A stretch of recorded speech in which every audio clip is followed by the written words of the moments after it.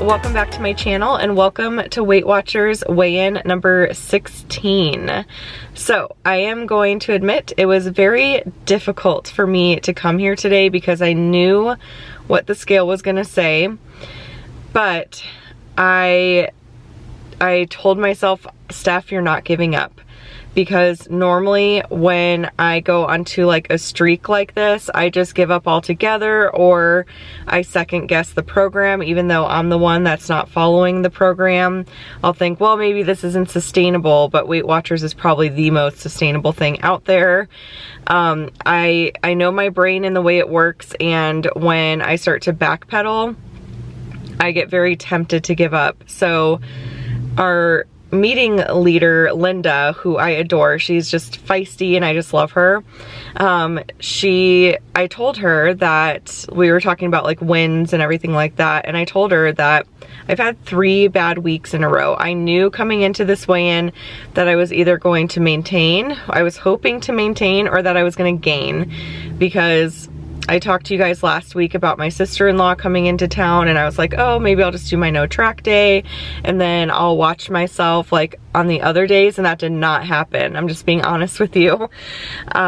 We went to breakfast, I got what I wanted, we ate out a couple other times, I had birthday cake. Granted, it was a small piece, but still, I had birthday cake on my mom's birthday. I did eat a really sensible meal from Olive Garden though. I thought that it was not bad. Their soups are pretty low in points. Just FYI, I don't remember what the soup was called. Was it minestrone or something like that? Really low in points. So I did the soup and salad combo instead of the shrimp Alfredo, which is what my mom and my grandma both got, and it looked delicious.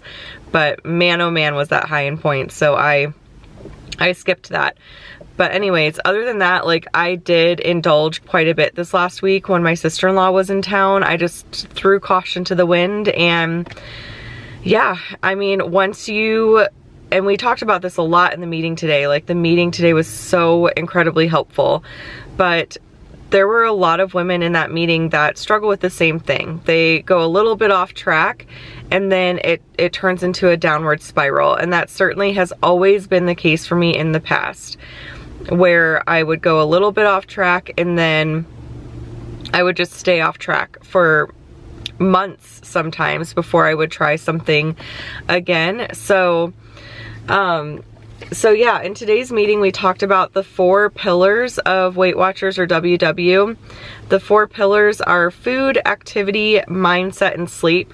I would argue that the most important thing is mindset, and that's something that I'm really working on. So when we were talking about wins earlier, I was just saying to Linda that, you know, I knew what this weigh-in was gonna say. Like, I knew it was gonna be bad or whatever, and that I've been off track for like 3 weeks now.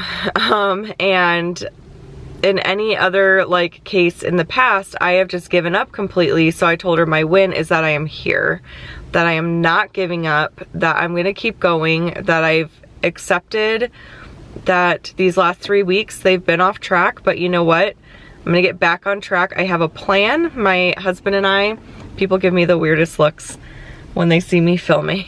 But that's what I get for filming in a parking lot. I'm in front of Big Lots and it's like super empty, so I figured I'd be okay, but apparently not. There's a lot of people around. But anyways, so yeah, that was my win, was that I showed up. I went to my meeting. I still weighed in, even though I knew it was gonna be a gain or maintain. It was a gain. I'll tell you guys how much in a second. But my husband and I came up with a plan.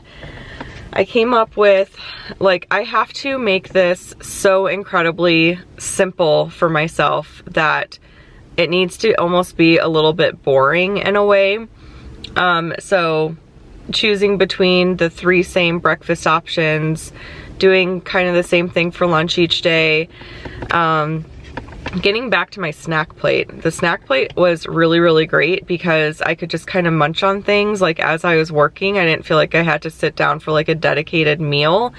And that's lunch, like meals don't really appeal to me. Sandwiches and things like that. Occasionally I will want like a turkey sandwich or something, but for the most part, I don't know, I prefer to just like graze on things. So getting like a bunch of like bell peppers and cucumbers and carrots and, you know, some Bolthouse ranch dip or hummus or something like that. And then doing like some fruit and maybe some crackers and cheese and some nuts or something like that. Just doing like a little assortment of things that I can just kind of gradually eat. I think works really well for me, so I'm gonna get back to that. And then we have like a list of our go-to dinners and things like that. One thing I am going to work on doing too is decreasing my like bread and pasta, things like that, decreasing the diet soda. I did not put diet soda on my grocery list today because I've learned that those types of foods for me are kind of like trigger foods, which is something that we've talked about in the meeting as well. It's just certain foods that like just trigger like bad habits or bad behaviors and things like that, or things that you find that you overeat really easily. And I've noticed too that, and my stepsister actually, she posted on Facebook about this, that she recently gave up gluten.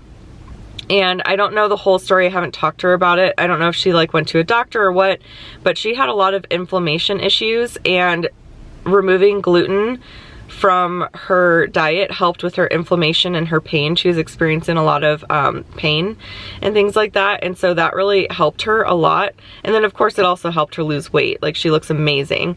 And I've noticed for me as well, like I have a lot of inflammation issues. I don't have pain issues, thankfully, but one thing I have noticed is when I eat bread and pasta and things like that, I do bloat like crazy, like crazy.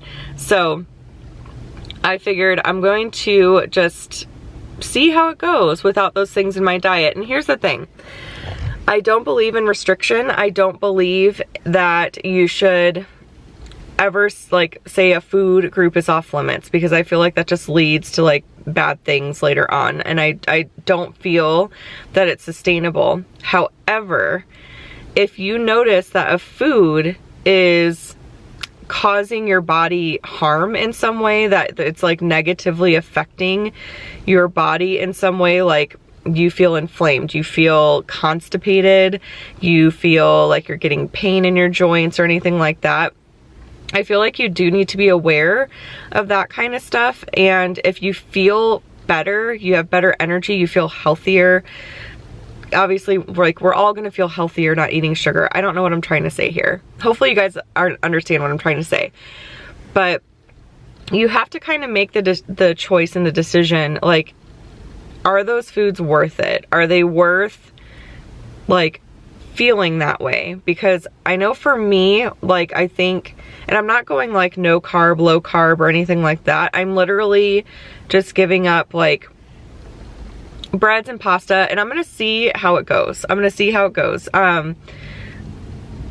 You know, if I am feeling fantastic like a month from now, then I may not want to eat those things again. So I'm not putting like any sort of like definitive thing on it, but it's just, I'm gonna experiment a little bit and see how it goes. Like, so my main carb sources would be like potatoes and rice, which happen to be 0 points on WW Purple. That's the plan that I'm following.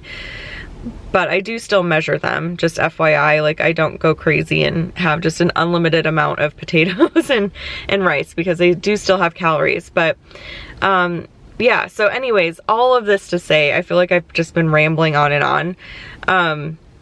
I have a plan.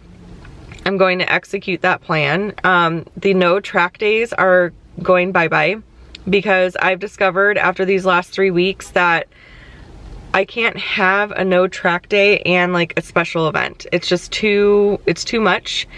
And I have to decide that my goal of losing over 100 pounds is more important than having a no track day. Like, I think I just need to like buck up, you know what I mean? Like, I need to like just I need to accept that this is not going to be easy. It's going to get easier as things become a habit and stuff. But the no track day worked really well in the beginning, I feel, but now it's time to, you know, be a bit more diligent with it. And that doesn't mean that you should give up your no track day if you do a no track day and that works well for you. For me, it's just too much. Like, these special events and things like that are going to happen all the time. My stepdad's birthday is coming up next week. So it's like, these things come up all the time, and I don't know. I'm also gonna start like working out, and so I would like to save some of my weekly points for like if I get hungrier after a workout or something like that. Because that's something we talked about in our meeting too. One lady who goes to the same meeting as me, she started going to the gym recently, and she noticed that she's been hungrier since going to the gym. And so I would like to reserve some of my weekly points for days that I feel particularly hungry. And I think we're still going to eat out and everything on Saturdays, but because I am like eliminating bread and pasta from my diet for now, I don't know if this is gonna be a permanent thing. Again, it's just an experiment. We're gonna see how it goes. That kind of eliminates a lot of the high point like options for me with eating out, you know, because we normally get like burgers or pizza or whatever. So I think that'll make that easier. And then I can still get my ice cream from Cold Stone. I'm not gonna be able to get Oreos in them because that does have gluten in it. And I think I am essentially giving up gluten. And I don't want to say that, and like, you know, there are people that do have very, very serious ailments. Yes, keep staring. Oh my God. This guy is driving by so slow, just like staring at me, talking to my camera, and now he parked next to me, so that's awkward. But there are people that have very, very serious like ailments that cause them to not be able to have gluten. They get very sick from it. So I don't mean to like minimize that or in any way, shape, or form, but I think you can also have sensitivities to things. Like, you can be sensitive to dairy but not be super lactose intolerant, or you can be sensitive to gluten and not have like celiac and all that kind of stuff. My sister-in-law has celiac. So anyways, all of this to say, now I need to share my weigh-in before I like keep going on and on. But this is my weigh-in. So let me pull it up. This is gonna be a fun video to edit. I feel like I've been all over the place.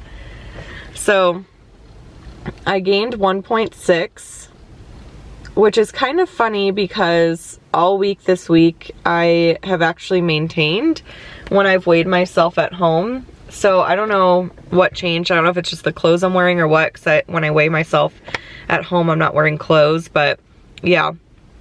So 1.6 is what I gained, but you know what? It's all good. The slate is wiped clean. We are going to start fresh. I've got a plan. I've got, you know, my meals that I'm gonna eat. I literally wrote down, I can show you guys the note. Oh, and this is the, I don't know if I mentioned the positive affirmation thing, but this is, this is the positive affirmation that we talked about in today's meeting. I am in the process of positive change. I really like that. And then here is my like little meal plan that I put together. So breakfast will be eggs, oatmeal, a shake. Lunch will be my snack plate. And then for dinner, I have a bunch of different options listed, and I'm just gonna keep adding to that. And then I did find a really good recipe for waffles from Skinny Taste. They're gluten-free, high-protein oat waffles, and they got really good reviews. So I actually got ingredients in today's grocery haul, which I need to go pick up here in a little bit, to make those waffles. So anyways, guys, I feel like this has been all over the place, but the main takeaways are that I'm not giving up. I'm making some adjustments. I am not gonna do a no track day anymore. I'm gonna track everything that I am consuming. I am eliminating gluten from my diet just to see how that goes. My stepsister's story was really inspiring, and I'm just curious to see how my body feels without gluten. So we'll see how that goes. And yeah, and that's pretty much it. So, and then I'm simplifying things with my handy dandy meal plan there. So we'll see what happens this next week. It'll be interesting. I'll let you guys know how it goes. But that is pretty much it for today's weigh-in. I hope you guys enjoyed it. Let me know down below if you guys are making any adjustments to your plan, to your goals, anything like that. Any like lessons you've learned since starting your journey that you want to share with others. Definitely let's chat about it in the comments down below. And then if you enjoyed this video, of course, please give it a thumbs up. Be sure to subscribe to catch all my future videos, and I will chat with y'all later. Bye!